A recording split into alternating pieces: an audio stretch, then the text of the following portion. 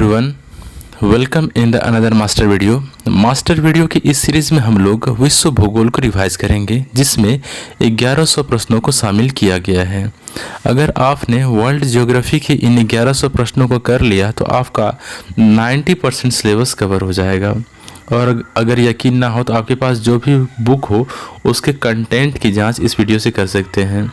आप पाएंगे कि आपके बुक का 90% जो हिस्सा है वो कवर हो जाएगा सिर्फ इन वीडियो से। इसलिए इन प्रश्नों को अच्छे से कर लीजिएगा और बचे हुए समय का सदुपयोग कीजिए और अपनी तैयारी को बेहतर बनाइएगा।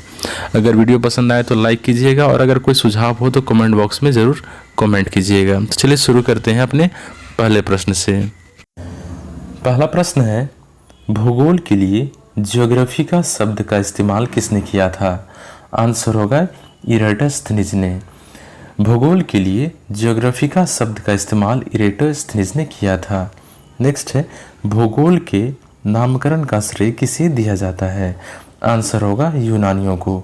भूगोल के नामकरण का श्रेय यूनानियों को दिया जाता है।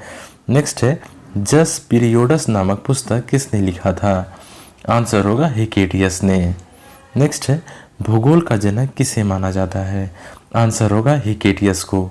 हिकेटियस को भूगोल का जनक माना जाता है। विश्व ग्लोब को किसने बनाया था? आंसर होगा मार्टिन बेहम ने।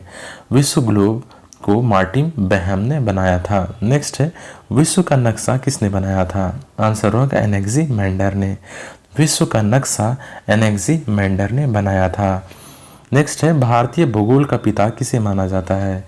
आंसर होगा जेम्स रेनेल को। कैप्टन जेम्स रेनेल को भारतीय भूगोल का पिता कहा जाता है। नेक्स्ट है, आधुनिक खगोल शास्त्र का जनक किसे कहा जाता है? आंसर होगा कोपरनिकस को। आधुनिक खगोल शास्त्र का जनक कोपरनिकस को कहा जाता है। महाविस्फोट सिद्धांत, जिसे कि बिग बैंग थ्योरी भी कहा जाता है, किससे संबंधित है? तो आंसर होगा ब्रह्मांड की उत्पत्ति से। बिग बैंग थ्योरी जो है यह ब्रह्मांड की उत्पत्ति से संबंधित है। ब्रह्मांड की उत्पत्ति के संबंध में बिग बैंग थ्योरी किसने दिया था? आंसर होगा जॉर्ज लेमेथियर ने। जॉर्ज लेमेथियर ने। नेक्स्ट है, हमारी पृथ्वी और सूर्य किस मंदाकिनी में अवस्थित है? तो आंसर होगा दुग्ध मेखला, जिसे कि हम लोग आकाश गंगा भी कहते हैं।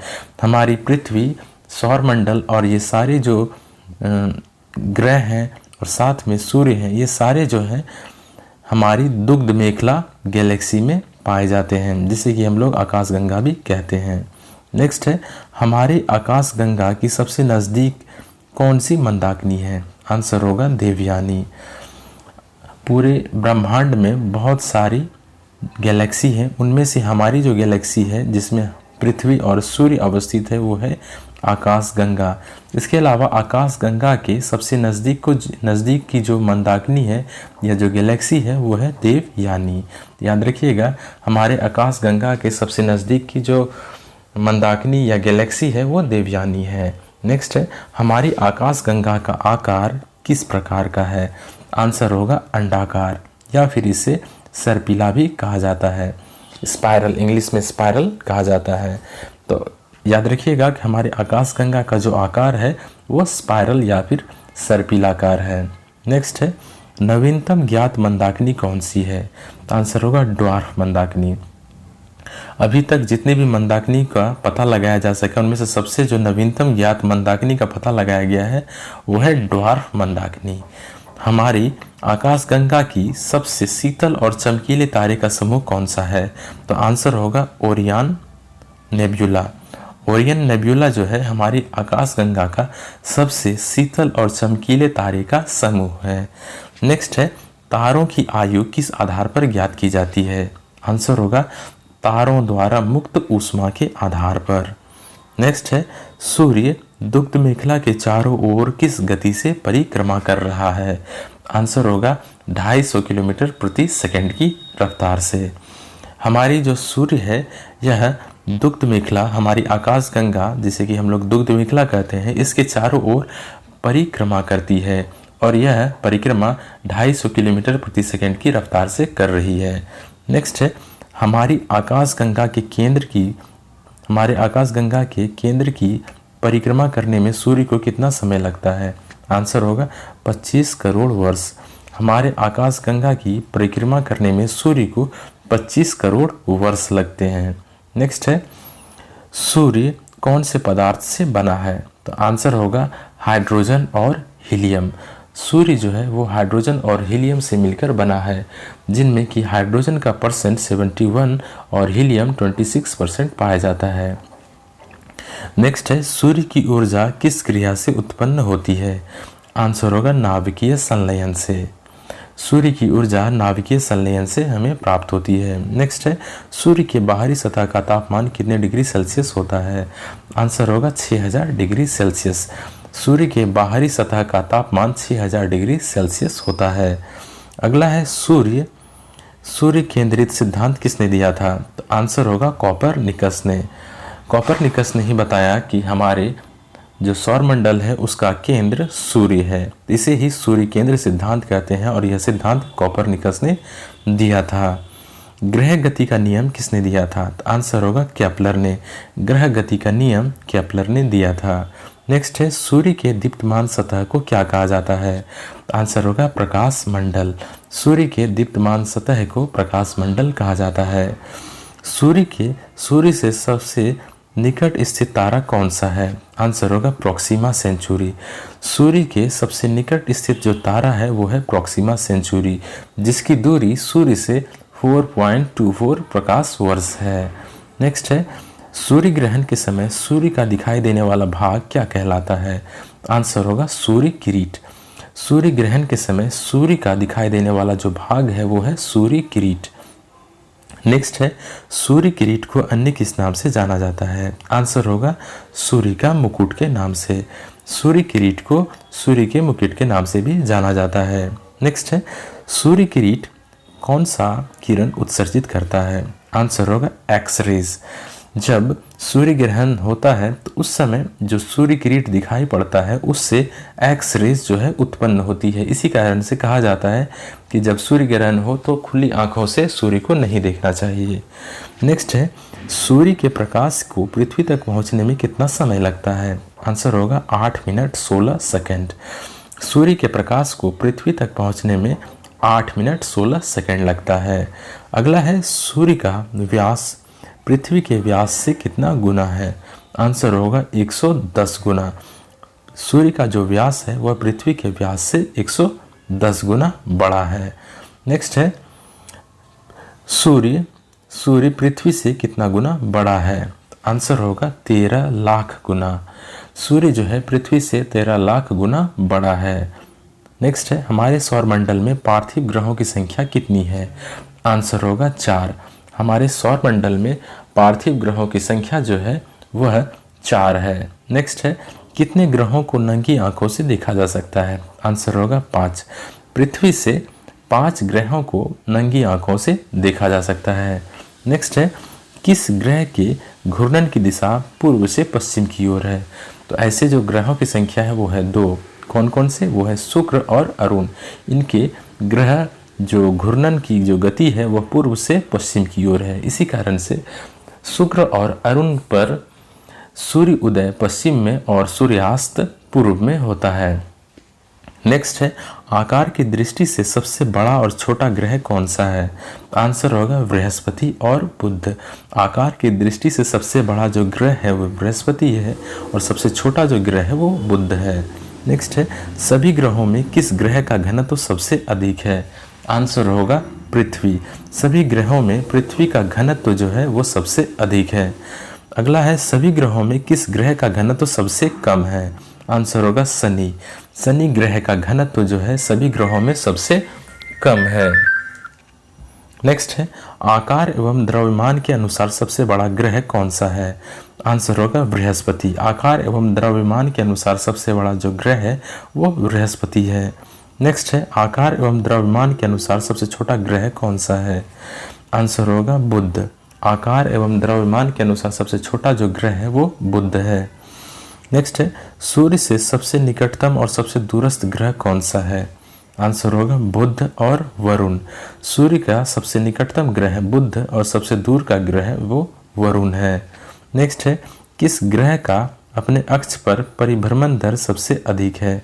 आंसर होगा बृहस्पति। बृहस्पति अपने अक्ष पर सबसे तेजी से घूमती है। नेक्स्ट है, किस ग्रह का अपने अक्ष पर झुकाव सबसे अधिक है? आंसर होगा अरुण। अरुण का अपने अक्ष पर झुकाव सबसे अधिक है। नेक्स्ट क्वेश्चन है, सबसे बड़ा ग्रह कौन सा है? आंसर होगा बृहस्पति। नेक्स्ट क्वेश्चन है, पृथ्वी किन किन ग्रहों के मध्य स्थित है? आंसर होगा शुक्र और मंगल। पृथ्वी जो है यह शुक्र और मंगल ग्रह के बीच स्थित है। नेक्स्ट है, आकाश में कितने तारामंडल हैं? आंसर होगा 88।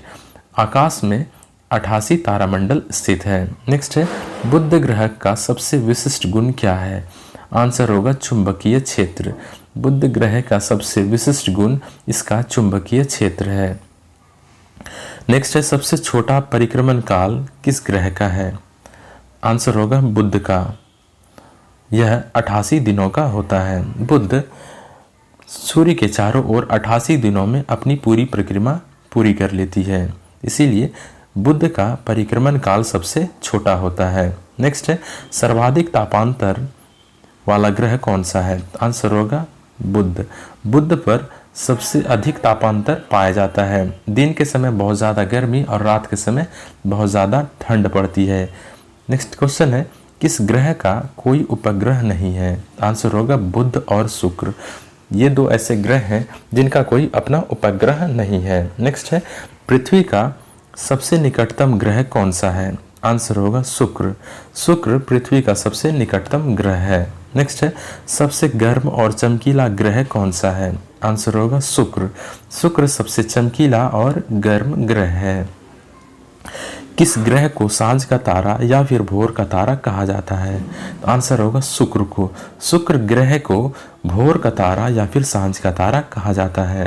नेक्स्ट है, भोर या फिर शाम का तारा किस ग्रह को कहा जाता है? तो आंसर होगा शुक्र ग्रह को। नेक्स्ट है, पृथ्वी का बहन या फिर जुड़वा ग्रह किसे कहा जाता है? तो आंसर होगा शुक्र को। शुक्र को पृथ्वी की बहन या फिर जुड़वा ग्रह कहा जाता है। नेक्स्ट क्वेश्चन है, समान परिभ्रमण और परिक्रमण अवधि वाला ग्रह कौन सा है? आंसर होगा शुक्र। शुक्र का जो परिभ्रमण और परिक्रमण अवधि है वो लगभग समान होती है। जान लेते हैं कि परिभ्रमण क्या होता है। परिभ्रमण जो होता है यह अपने अक्ष पर किसी भी ग्रह का घूर्णन गति होता है, जबकि परिक्रमण किसी भी ग्रह का सूर्य के चारों ओर घूमने की जो अवधि होती है उसे परिक्रमण अवधि कहते हैं।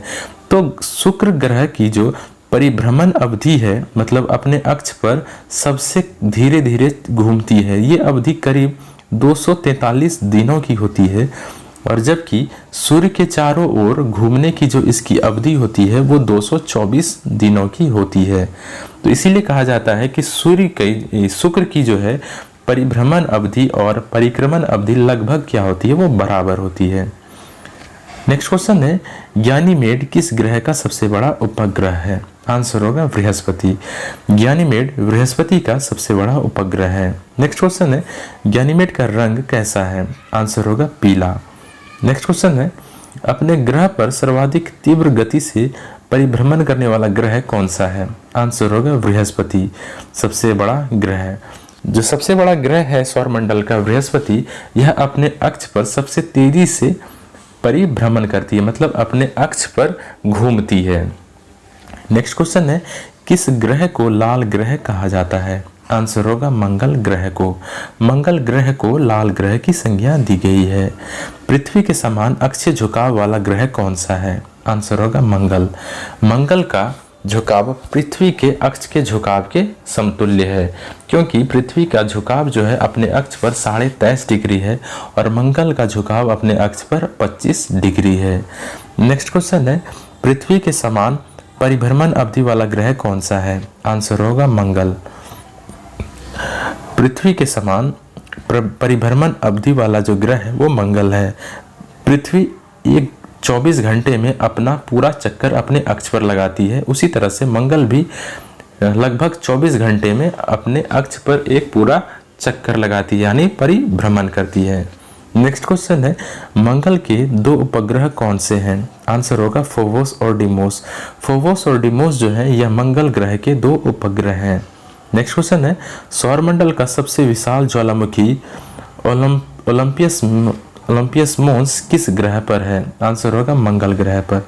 सौरमंडल का सबसे जो विशाल ज्वालामुखी है ओलंपियस मोन्स, यह मंगल ग्रह पर स्थित है। नेक्स्ट है, सौरमंडल का सबसे ऊंचा पर्वत जो कि निक्स ओलंपिया है, यह किस ग्रह पर है? आंसर होगा मंगल ग्रह पर। नेक्स्ट क्वेश्चन है कि सौरमंडल का दूसरा सबसे बड़ा ग्रह कौन सा है? तो आंसर होगा शनि। शनि ग्रह जो है सौरमंडल का दूसरा सबसे बड़ा ग्रह है, जबकि बृहस्पति सबसे बड़ा है। नेक्स्ट है, ग्रह के चारों ओर वलय किस ग्रह की विशेषता है? तो जिस ग्रह के चारों ओर वलय है वो है शनि। शनि के चारों ओर वलय है। नेक्स्ट क्वेश्चन है, शनि के चारों ओर वलय की संख्या कितनी है? तो आंसर होगा 7। शनि के चारों ओर जो वलय है उसकी जो संख्या है वो 7 है। नेक्स्ट है, शनि का सबसे बड़ा उपग्रह कौन सा है? आंसर होगा टाइटन। टाइटन शनि का सबसे बड़ा उपग्रह है। नेक्स्ट है, टाइटन की खोज किसने की थी? आंसर होगा क्रिश्चियन हाइगेंस ने। टाइटन की खोज जो की थी वो क्रिश्चियन हाइगेंस ने की थी। किस ग्रह का पृथ्वी के समान स्वयं का संघनन वायुमंडल है? तो इस पृथ्वी के समान सघन वायुमंडल वाला जो ग्रह है वो शनि है।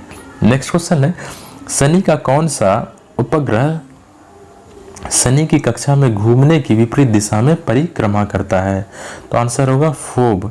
फोब उपग्रह, शनि का जो फोब उपग्रह है यह शनि के कक्षा में घूमने की विपरीत दिशा में परिक्रमा कर रहा है। नेक्स्ट क्वेश्चन है, सर्वाधिक उपग्रह वाला ग्रह कौन सा है? आंसर होगा शनि। शनि जो है सर्वाधिक उपग्रहों वाला ग्रह है। नेक्स्ट है, किस ग्रह का घनत्व सबसे कम है? आंसर होगा शनि। सबसे अधिक घनत्व वाला ग्रह पृथ्वी है, जबकि सबसे कम घनत्व वाला जो ग्रह है वो शनि है।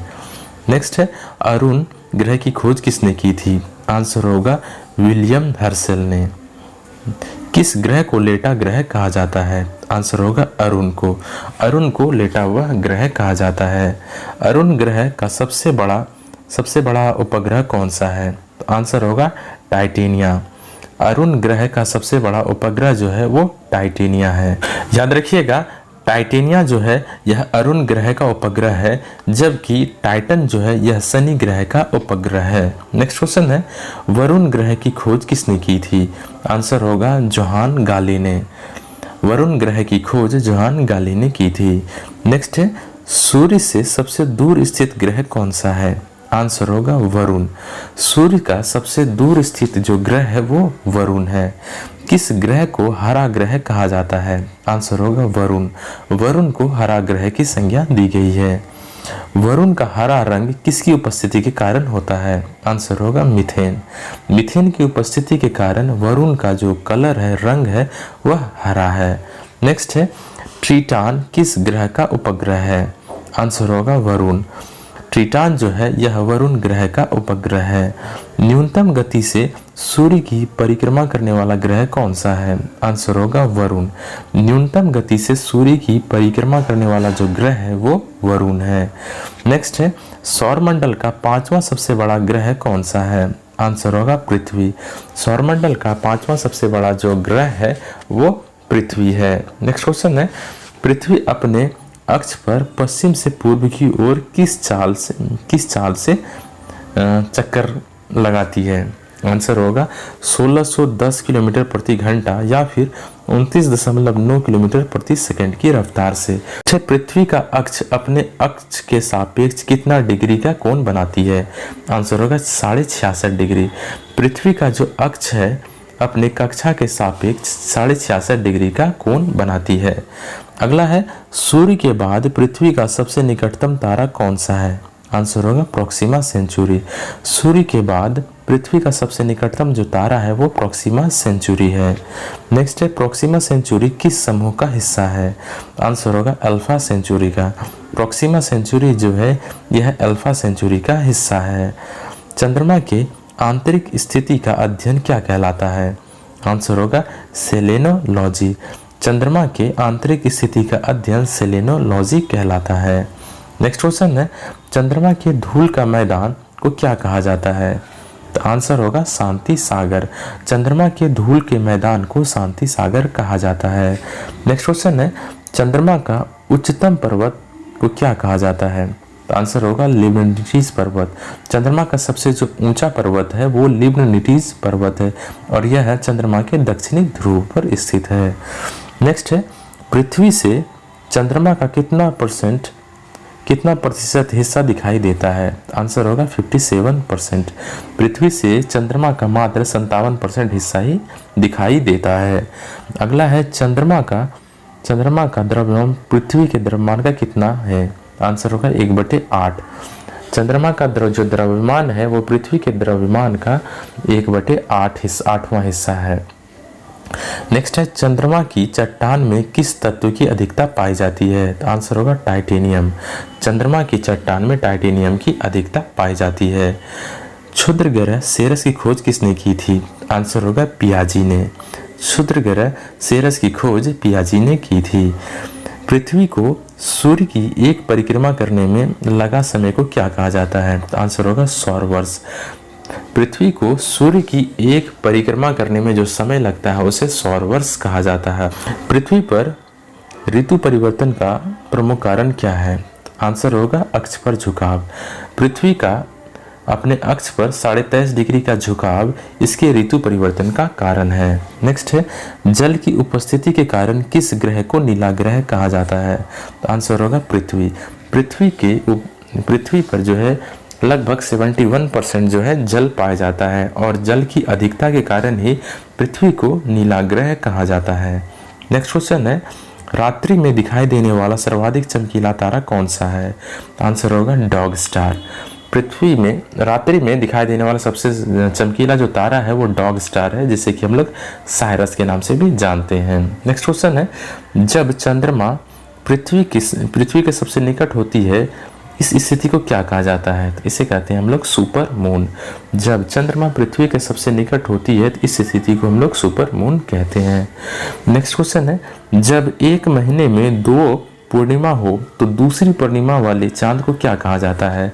तो आंसर होगा ब्लू मून। जब एक महीने में 2 पूर्णिमा हो तो दूसरे पूर्णिमा वाली चांद को ब्लू मून कहा जाता है। जब महीने में 2 पूर्णिमा हो तो दूसरी पूर्णिमा वाली चांद को क्या कहा जाता है? आंसर होगा ब्लू मून। दूसरी पूर्णिमा वाले चांद को ब्लू मून कहा जाता है। अगला है, क्षुद्र ग्रह किन ग्रहों की कक्षाओं के बीच पाया जाता है? आंसर होगा मंगल और बृहस्पति ग्रहों के बीच। एकमात्र क्षुद्र ग्रह जिसे नंगी आंखों से देखा जा सकता है, तो ये आंसर होगा फोरवेस्टा। फोरवेस्टा ऐसा क्षुद्र ग्रह है जिसे हम लोग अपनी नंगी आंखों से देख सकते हैं। नेक्स्ट है, धूमकेतु की पूंछ हमेशा सूर्य की किस दिशा में दिखाई देती है? आंसर होगा विपरीत दिशा में। सूर्य से हमेशा विपरीत दिशा में धूमकेतु की पूंछ दिखाई देती है।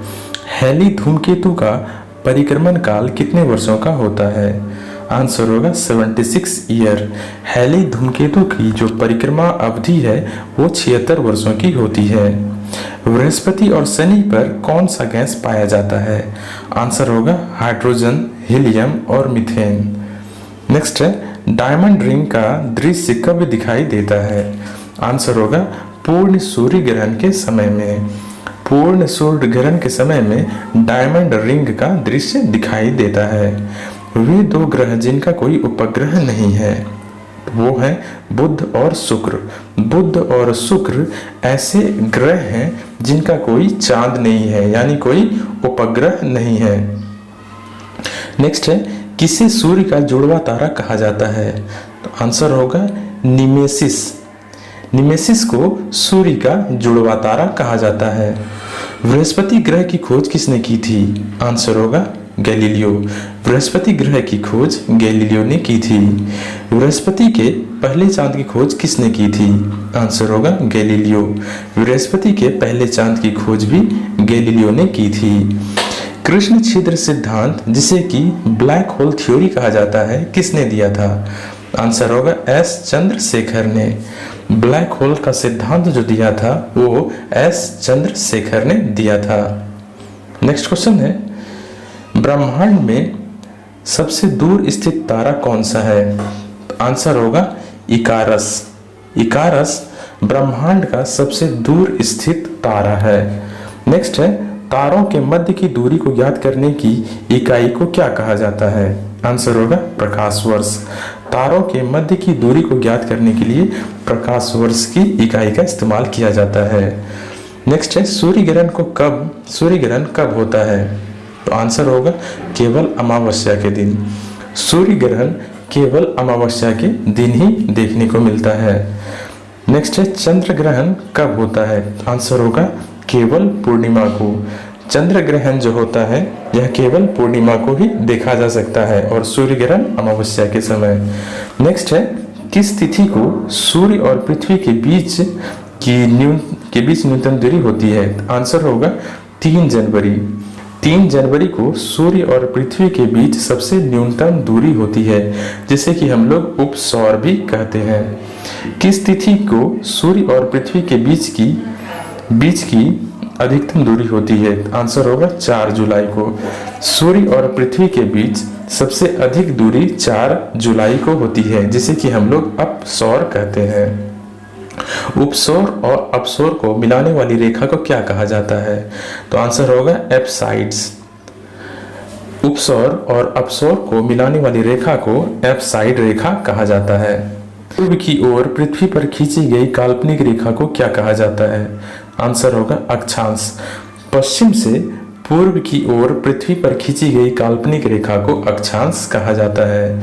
नेक्स्ट है, पृथ्वी पर किसी स्थान की भौगोलिक स्थिति का निर्धारण किस रेखा से किया जाता है? तो आंसर होगा अक्षांश और देशांतर की सहायता से। पृथ्वी पर किसी भी स्थान की भौगोलिक स्थिति का निर्धारण पृथ्वी पर खींचे गए काल्पनिक रेखा अक्षांश और देशांतर के द्वारा किया जाता है। नेक्स्ट है, 0 डिग्री अक्षांश को क्या कहा जाता है? आंसर होगा विषुवत रेखा। 0 डिग्री अक्षांश को विषुवत रेखा यानी भूमध्य रेखा के नाम से भी जाना जाता है। नेक्स्ट है, विषुवत रेखा से उत्तर की ओर 23.5 डिग्री अक्षांश को क्या कहा जाता है? आंसर होगा कर्क रेखा। विषुवत रेखा से उत्तर की ओर 23.5 डिग्री के अक्षांश को कर्क रेखा कहा जाता है। विषुवत रेखा से दक्षिण की ओर 23.5 डिग्री अक्षांश को क्या कहा जाता है? आंसर होगा मकर रेखा। विषुवत रेखा से दक्षिण की ओर 23.5 डिग्री अक्षांश को मकर रेखा कहा जाता है। अक्षांश रेखाओं की संख्या कितनी है? आंसर होगा 181। अक्षांश रेखाओं की जो संख्या है वो 181 है। पृथ्वी पर दिन और रात पृथ्वी की किस गति से होता है? आंसर होगा परिभ्रमण आ जाता है। पृथ्वी अपने अक्ष पर घूमती है, जिसे कि हम लोग परिभ्रमण कहते हैं या फिर घूर्णन गति भी कहा जाता है। इसी के कारण पृथ्वी पर दिन और रात होती है। नेक्स्ट है, 2 अक्षांशों के मध्य की दूरी कितनी होती है? आंसर होगा 111 किलोमीटर। 2 अक्षांश रेखाओं के मध्य की दूरी 111 किलोमीटर होती है। उत्तरी ध्रुव से दक्षिणी ध्रुव की ओर खींची गई काल्पनिक रेखा को क्या कहा जाता है? आंसर होगा देशांतर। उत्तरी ध्रुव से दक्षिणी ध्रुव की ओर खींची गई काल्पनिक रेखा को देशांतर कहा जाता है। नेक्स्ट है, 0 डिग्री देशांतर किस स्थान से होकर गुजरती है? आंसर होगा ग्रीनविच से। 0 डिग्री देशांतर जो है यह ग्रीनविच से होकर गुजरती है। नेक्स्ट क्वेश्चन है, ग्रीनविच किस देश में अवस्थित है? आंसर होगा यूके यानी ब्रिटेन में स्थित है। ग्रीनविच यूनाइटेड किंगडम में स्थित है। किस काल्पनिक रेखा के आधार पर किसी स्थान का समय ज्ञात किया जाता है? तो आंसर होगा देशांतर के द्वारा। किसी भी स्थान का जो समय ज्ञात किया जाता है वो देशांतर के माध्यम से किया जाता है। दो देशांतर के बीच की दूरी को क्या कहा जाता है? आंसर होगा गोरा। दो देशांतर के बीच की दूरी को गोरा कहा जाता है। शून्य अक्षांश और शून्य देशांतर किस महासागर में अवस्थित है? तो आंसर होगा अटलांटिक महासागर में। शून्य अक्षांश और शून्य देशांतर जो है यह अटलांटिक महासागर में मिलती है। नेक्स्ट है, सूर्य के उत्तरायण और दक्षिणायन की सीमा को क्या कहा जाता है? आंसर होगा संक्रांति। सूर्य के उत्तरायण और दक्षिणायन की जो सीमा होती है उसे संक्रांति कहा जाता है। कर्क संक्रांति किस तिथि को होता है? आंसर होगा 21 जून को। कर्क संक्रांति 21 जून को पड़ता है। मकर संक्रांति किस तिथि को होता है? आंसर होगा 22 दिसंबर को। मकर संक्रांति जो होती है वो 22 दिसंबर को होती है। चंद्रमा और पृथ्वी की कक्षा पथ में कितने डिग्री का अंतर होता है? आंसर होगा 5 डिग्री। चंद्रमा और पृथ्वी की कक्षा पथ में 5 डिग्री का अंतर है। एक वर्ष में अधिकतम कितना चंद्र ग्रहण लग सकता है? आंसर होगा 3। वर्ष में मैक्सिमम 3 चंद्र ग्रहण लग सकता है। एक वर्ष में अधिकतम कितने सूर्य ग्रहण हो सकते हैं? आंसर होगा 5। एक वर्ष में अधिकतम 5 सूर्य ग्रहण हो सकते हैं और 3 चंद्र ग्रहण। नेक्स्ट है, एक देशांतर रेखा से दूसरे देशांतर रेखा के बीच कितना समय का अंतर होता है? तो आंसर होगा 4 मिनट का। एक देशांतर रेखा से दूसरे देशांतर रेखा के बीच जो होता है वो 4 मिनट का अंतर होता है। कितने डिग्री देशांतर को अंतर्राष्ट्रीय तिथि रेखा कहा जाता है?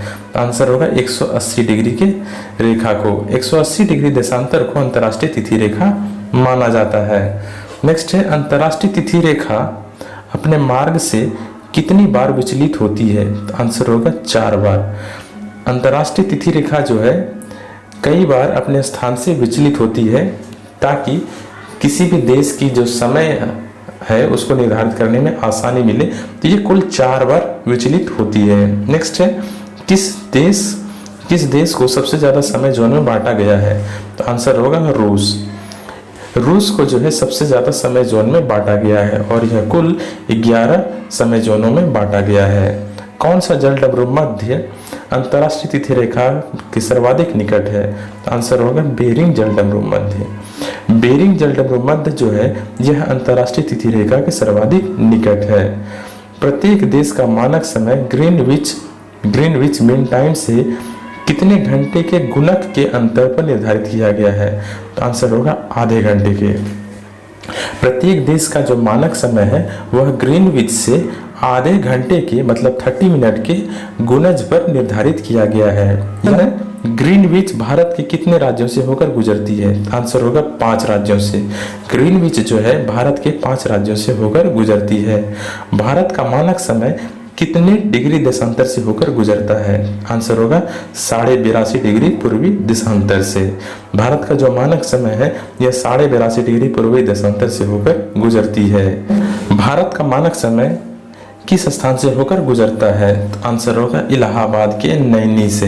इलाहाबाद के नैनी से होकर भारत का मानक समय गुजरता है। नेक्स्ट है, भारत का मानक समय ग्रीनविच से कितना आगे है? आंसर होगा 5.5 घंटे। 5 घंटे 30 मिनट आगे है। उत्तरी ध्रुव और दक्षिण ध्रुव को आपस में कौन सा रेखा मिलाता है? तो आंसर होगा देशांतर रेखा। उत्तरी ध्रुव और दक्षिण ध्रुव को आपस में देशांतर रेखा मिलाती है। विषुवत रेखा से 30 डिग्री उत्तर और 30 डिग्री दक्षिण का भाग क्या कहलाता है? तो आंसर होगा उष्णकटिबंधीय क्षेत्र। तो विषुवत रेखा से 30 डिग्री उत्तर और 30 डिग्री दक्षिण का भाग जो होता है वो उष्णकटिबंधीय क्षेत्र कहलाता है।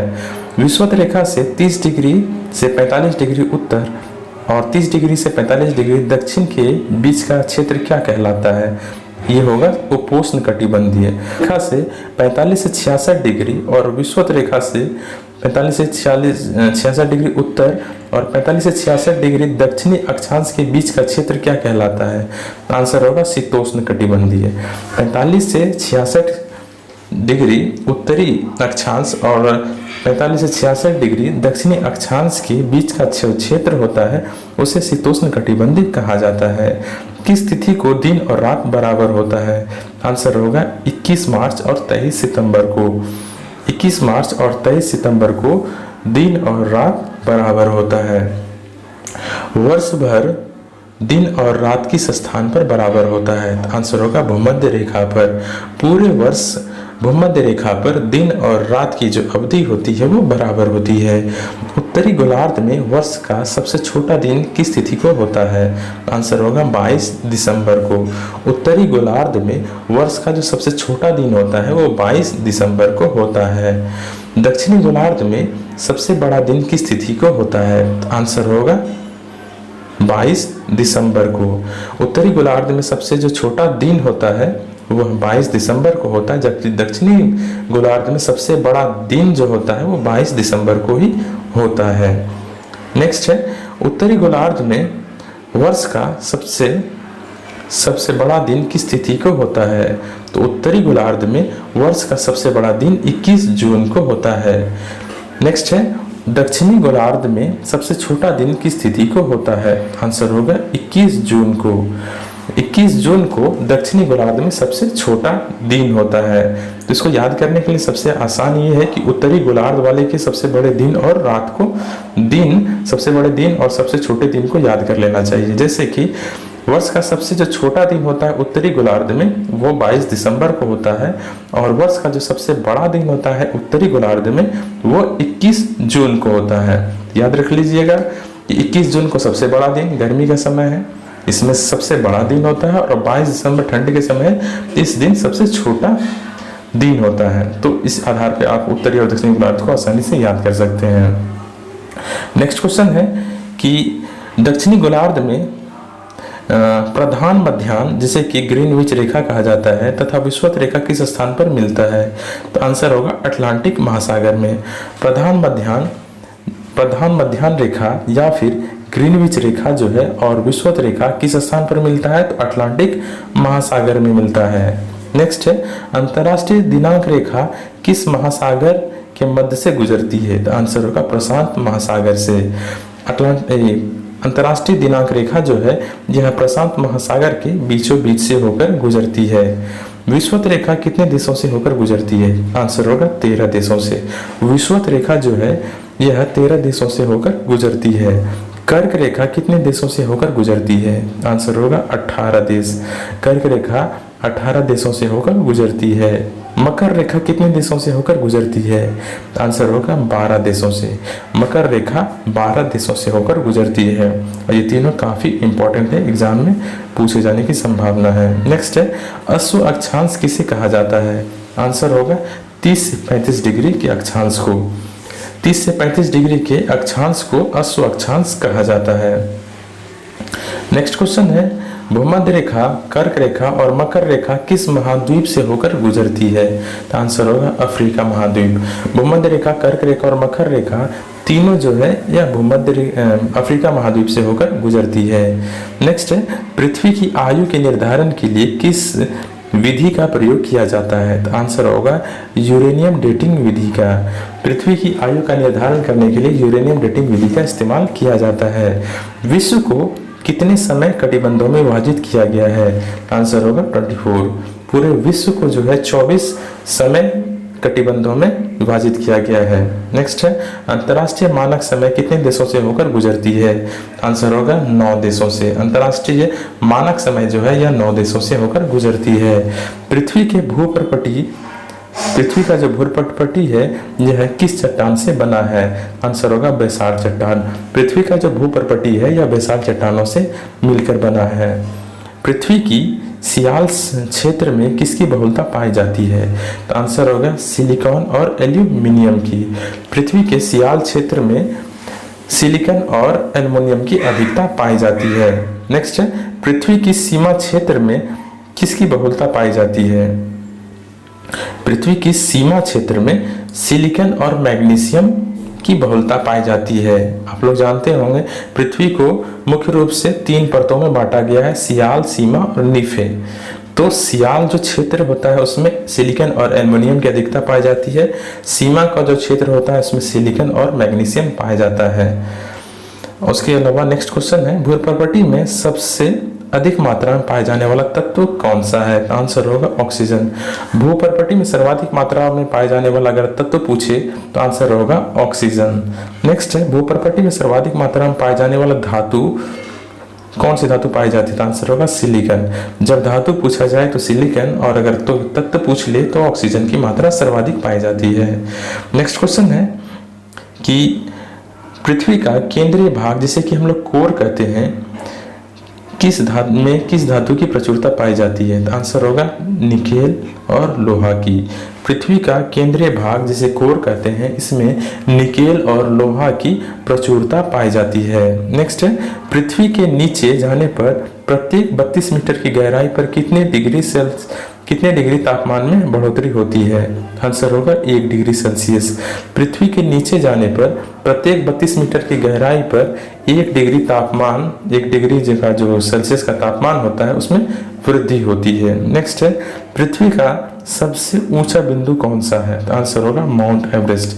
पृथ्वी पर जो सबसे ऊंचा बिंदु है वो माउंट एवरेस्ट है। नेक्स्ट है, पृथ्वी का सबसे गहरा बिंदु कौन सा है? आंसर होगा मैरियाना गर्त। पृथ्वी पर सबसे गहरा जो बिंदु है वो मैरियाना ट्रेंच है, जिसे मैरियाना गर्त भी कहते हैं। ग्रेनाइट, बेसाल्ट, पेग्माटाइट, डोयोराइट, ग्रेवो किस प्रकार की चट्टान का बना है? तो आंसर होगा आग्नेय चट्टान। एग्जाम में पूछता है कि ग्रेनाइट किस प्रकार का चट्टान है, तो ग्रेनाइट आग्नेय चट्टान है, बेसाल्ट भी आग्नेय है, पेग्माटाइट भी आग्नेय चट्टान है, डायोराइट और ग्रेवो ये भी आग्नेय चट्टान के उदाहरण हैं।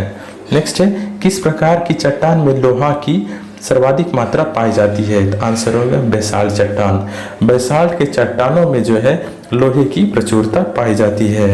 नेक्स्ट है, किस प्रकार की चट्टान में काली मिट्टी का निर्माण होता है? तो आंसर होगा बेसाल्ट चट्टान। बेसाल्ट चट्टान के टूटने से ही काली मिट्टी का निर्माण होता है। नेक्स्ट है, अवरक किस प्रकार की चट्टान में पाया जाता है? आंसर होगा पेग्माटाइट। अवरक जो है पेग्माटाइट चट्टान में पाया जाता है। नेक्स्ट है, नीस किस आग्नेय चट्टान का रूपांतरित रूप है? तो आंसर होगा ग्रेनाइट। नीस जो है यह ग्रेनाइट चट्टान का रूपांतरित रूप है। नेक्स्ट है, सिस्ट किस आग्नेय चट्टान का रूपांतरित रूप है? तो आंसर होगा बेसाल्ट। सिस्ट जो है यह बेसाल्ट चट्टान का रूपांतरित रूप है। मतलब सिस्ट का जो निर्माण होता है वो बेसाल्ट चट्टान के रूपांतरण के फलस्वरूप होता है। नेक्स्ट क्वेश्चन है कि ग्रेफाइट किस कोयले का रूपांतरित रूप है? आंसर होगा बिटुमिनस कोयला। ग्रेफाइट का जो निर्माण होता है वो बिटुमिनस कोयले के रूपांतरण के फलस्वरूप होता है। नेक्स्ट है, बलुआ पत्थर, चूना पत्थर, स्लेट किस प्रकार के चट्टान का उदाहरण है? आंसर होगा अवसादी चट्टान। बलुआ पत्थर, चूना पत्थर और स्लेट जो है यह अवसादी चट्टान के उदाहरण है। स्लेट किस अवसादी चट्टान का रूपांतरित रूप है? आंसर होगा सेल का। स्लेट जो है यह सेल नामक अवसादी चट्टान का रूपांतरित रूप है। आप कह सकते हैं कि स्लेट का जो निर्माण होता है वह सेल से होता है। नेक्स्ट है, संगमरमर किस अवसादी चट्टान का रूपांतरित रूप है? आंसर होगा चूना पत्थर। संगमरमर का जो निर्माण होता है वह चूना पत्थर के रूपांतरण के फलस्वरूप होता है। नेक्स्ट है, क्वार्टजाइट किस अवसादी चट्टान का रूपांतरित रूप है? आंसर होगा बलुआ पत्थर। क्वार्टजाइट का जो निर्माण होता है वह बलुआ पत्थर के रूपांतरण के फलस्वरूप होता है। नेक्स्ट है, एंथ्रासाइट किस कोयले का रूपांतरित रूप है? आंसर होगा लिग्नाइट। एंथ्रासाइट कोयले का जो निर्माण होता है वो लिग्नाइट कोयले के रूपांतरण के फलस्वरूप होता है। किस नदी बेसिन में अवसादी चट्टानों के कोयला पाया जाता है? आंसर होगा दामोदर, महानदी और गोदावरी नदी बेसिन। दामोदर, महानदी और गोदावरी नदी बेसिन के अवसादी चट्टान में कोयला पाया जाता है। नेक्स्ट है, किस चट्टान को जीवाश्म चट्टान रहित चट्टान कहा जाता है? तो आंसर होगा आग्नेय चट्टान। आग्नेय चट्टान को जीवाश्म रहित चट्टान कहा जाता है क्योंकि आग्नेय चट्टान का निर्माण मुख्य रूप से मुखी का जो उद्गार होता है उससे जो लावा निकलती है उसी से जो है आग्नेय चट्टान का निर्माण होता है। इसी कारण से इसमें जीवाश्म यानी किसी भी जीव के अवशेष की होने की संभावना नहीं होती है, इसीलिए आग्नेय चट्टान को जीवाश्म रहित चट्टान कहा जाता है। नेक्स्ट है संपूर्ण क्रस्ट के कितने प्रतिशत भाग पर अवसादी चट्टान का विस्तार है? आंसर होगा 75% पर। संपूर्ण क्रस्ट के 75% हिस्से पर अवसादी चट्टान का विस्तार पाया जाता है। नेक्स्ट सर्वाधिक कठोर चट्टान कौन सा होता है? आंसर होगा रूपांतरित चट्टान। सर्वाधिक जो कठोर चट्टान होता है वो रूपांतरित चट्टान होता है। नेक्स्ट है मैग्मा के जमकर तस्तरी नुमा बनना क्या कहलाता है? तो आंसर होगा लेपोलिथ। कि खनिज तेल किस प्रकार की चट्टान में पाया जाता है? तो आंसर होगा अवसादी चट्टान में। खनिज तेल जो है यह अवसादी चट्टानों में पाया जाता है। नेक्स्ट है कि एटना और स्ट्राम्बोली ज्वालामुखी किस देश में स्थित है? आंसर होगा इटली में। एटना और स्ट्राम्बोली जो ज्वालामुखी है इटली में स्थित है। किस ज्वालामुखी को भूमध्य सागर का प्रकाश स्तंभ कहा जाता है? आंसर होगा स्ट्राम्बोली ज्वालामुखी को। स्ट्राम्बोली ज्वालामुखी को भूमध्य सागर का प्रकाश स्तंभ कहा जाता है। नेक्स्ट क्वेश्चन है विसुवियस जो कि इटली में है, क्राकोटोवा जो कि इंडोनेशिया में है, फ्यूजियामा जो कि जापान में है, मेयन फिलीपींस में है, यह किस प्रकार के ज्वालामुखी का उदाहरण है? तो यह है प्रसुप्त ज्वालामुखी के उदाहरण है। प्रसुप्त ज्वालामुखी वो ज्वालामुखी होते हैं जो भविष्य में जिनके उद्गार करने की संभावना है या जिनके फटने की संभावना होती है। तो सबसे जो इसमें इंपॉर्टेंट याद रखने वाला चीज है वो है विसुवियस। विसुवियस जो ज्वालामुखी है वो इटली में है, क्राकोटोवा जो ज्वालामुखी है वो इंडोनेशिया में है, फ्यूजियामा जो ज्वालामुखी है यह जापान में है, मेयन ज्वालामुखी फिलीपींस में है। तो ये सारे याद रखने की चीजें हैं। नेक्स्ट क्वेश्चन है देमवंद ज्वालामुखी जो कि ईरान में है, पोपा ज्वालामुखी म्यांमार में है, किलिमंजारो जो ज्वालामुखी है वो अफ्रीका में है और चिम्ब्राजो ज्वालामुखी दक्षिण अमेरिका में है। यह किस प्रकार के ज्वालामुखी का उदाहरण है? तो ये शांत ज्वालामुखी है जिनके भविष्य में फटने की या उद्गार होने की संभावना ना के बराबर है। तो सबसे जो इम्पोर्टेंट चीज याद रखना है कि कौन सी ज्वालामुखी किस देश में स्थित है। तो देमवंद जो ज्वालामुखी है वो ईरान में है, पोपा ज्वालामुखी म्यांमार में है, किलिमंजारो जो है यह अफ्रीका में है, चिम्ब्राजो ज्वालामुखी जो है यह दक्षिण अमेरिका में स्थित है। नेक्स्ट है कि अधिकांश सक्रिय ज्वालामुखी किस महासागर के तटीय भाग में पाया जाता है? आंसर होगा प्रशांत महासागर में। अधिकांश जो सक्रिय ज्वालामुखी होते हैं यह प्रशांत महासागर के तटीय भागों में पाए जाते हैं। अगला है प्रशांत महासागर के परिमेखला को क्या कहा जाता है? आंसर होगा रिंग ऑफ फायर। प्रशांत महासागर के परिमेखला को रिंग ऑफ फायर कहा जाता है। रिंग ऑफ फायर कहाँ स्थित है? आंसर होगा सुमात्रा और पश्चिमी इंडोनेशिया द्वीप के पास में। तो रिंग ऑफ फायर जो है यह सुमात्रा द्वीप और पश्चिमी इंडोनेशिया द्वीप के पास स्थित है। नेक्स्ट है सबसे अधिक सक्रिय ज्वालामुखी किस महाद्वीप में स्थित है? आंसर होगा अमेरिका और एशिया में। सबसे अधिक सक्रिय जो ज्वालामुखी है वो अमेरिका और एशिया में स्थित है। तो ये था वर्ल्ड ज्योग्राफी का पार्ट 1 जिसमें मैंने 200 क्वेश्चन को कवर किया। आने वाले वीडियो में मैं और बेस्ट जो क्वेश्चन है उसे कवर करूंगा। Thank you.